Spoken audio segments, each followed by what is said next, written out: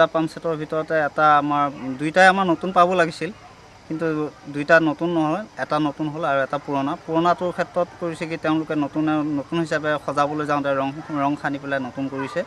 আৰু বৰ্তমান আমাৰ খেতিৰ সময়ত যিহেতু দেখা গৈছে যে পুৰণা পাম্প ছেটটো একেবাৰে অচল অৱস্থা, গতিকে আমি অসুবিধাৰ সন্মুখীন হৈ বিভাগীয় ওচৰত আমি মানে আপত্তি দিয়াত তেওঁ কৈছে যে আমি এতিয়া ভাল কৰি দিব নোৱাৰিম, এইটো যিহেতু আমি নতুন দিয়া হৈছিলে, গতিকে এইটো নতুন পইচা চেংচন হ'লেহে আমি আকৌ ৰিপেয়াৰিং কৰি দিব পাৰিম। এইটো টকা মানে এই প্ৰজেক্টৰ ক্ষেত্ৰত চেংচন হৈছিল, সেই টকাটো অপব্যৱহাৰ হৈছে আৰু সেই টকাৰে আমি যেনেদৰে সুবিধা পাব লাগিছিল তেনেদৰে পাব পৰা নাই।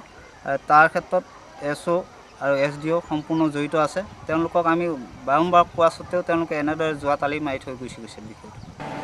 আৰু অসুবিধা এটাটো পাম্প ছেট নতুন বুলিয়ে জানো আমি, আৰু সেইটো নতুনেই, আৰু এটা পাম্প ছেট তাৰমানে পুৰণা, কিন্তু তেওঁলোকে ৰিপেয়াৰিং কৰি দিছে। দি লৈ আমি এনে ট্ৰাইলৰ কাৰণে চাইছিলোঁ কেইদিন চলোৱাতে তেওঁ অচল হোৱাত তেওঁলোকক মেকানিকেলক খবৰ দিয়া হয়, আৰু সেই হিচাপত তাৰমানে পাম্পটো খুলি মেলি কৰি লৈ ৰিপেয়াৰিং কৰি আনিছে, এতিয়াও ফিট কৰিব পৰা নাই।